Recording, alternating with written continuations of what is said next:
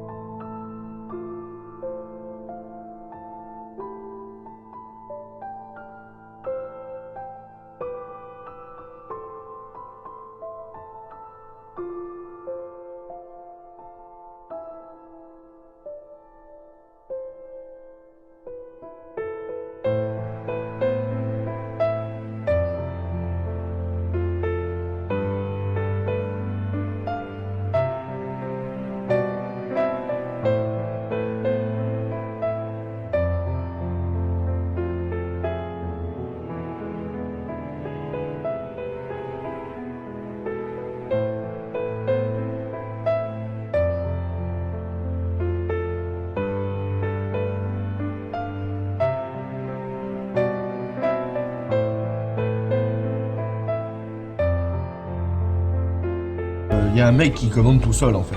Et ça c'est interdit normalement. Enfin, la Constitution, c'est le Parlement qui doit décider de si on fait une guerre à quelqu'un. Mais il l'a complètement oublié, puis il y a des lois maintenant. Il y a même une loi qui dit qu'on n'a pas le droit, on n'est pas obligé de faire voter une loi pour qu'elle existe. Elle peut être comme ça sans être votée par le Parlement, elle peut exister la loi. C'est-à-dire qu'il y a une loi qui dit que les lois ne servent pas. C'est formidable.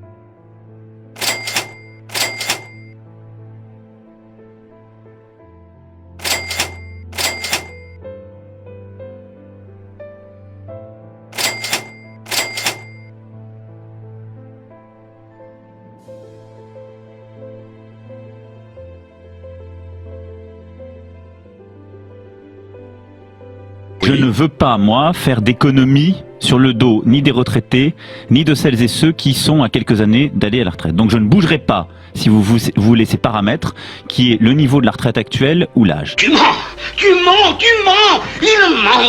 La réforme des retraites à laquelle je me suis engagé devant vous et qui est portée par le gouvernement sera menée à son terme.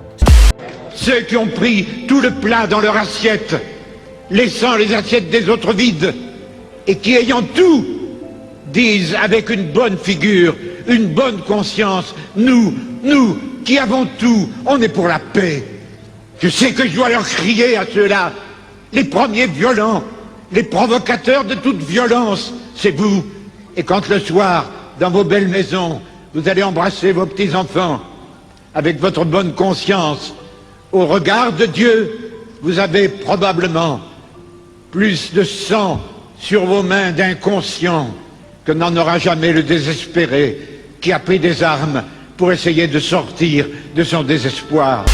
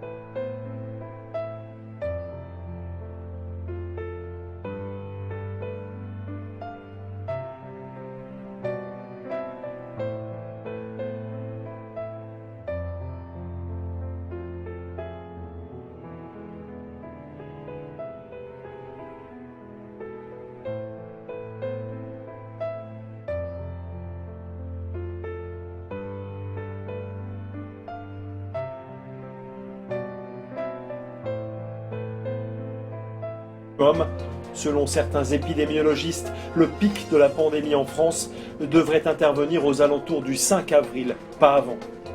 Et puis le patron de l'Organisation mondiale de la santé s'est exprimé. Plus de 600 000 personnes dans le monde sont infectées et surtout, il a pointé des problèmes d'approvisionnement en matériel qui font peser des risques énormes sur les populations.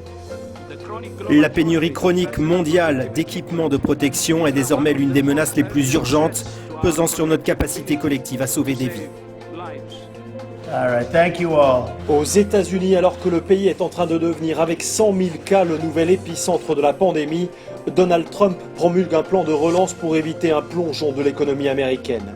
Ce plan de 2200 milliards de dollars est le plus vaste ensemble de mesures jamais adoptées aux États-Unis. Et puis cet autre chiffre, il concerne l'Europe, où le Covid-19 a maintenant fait plus de 20 000 morts. L'Italie reste le pays le plus touché du monde, avec près de la moitié des victimes.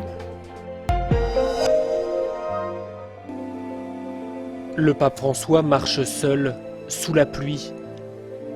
Le parvis de la basilique Saint-Pierre à Rome n'a jamais été aussi vide.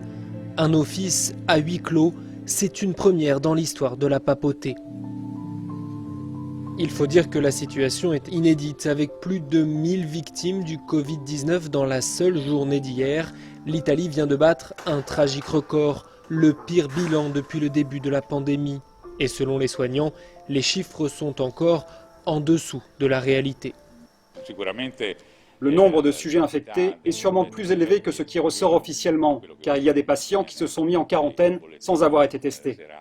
Donc le nombre de personnes infectées est bien plus élevé que ce qui a été dit.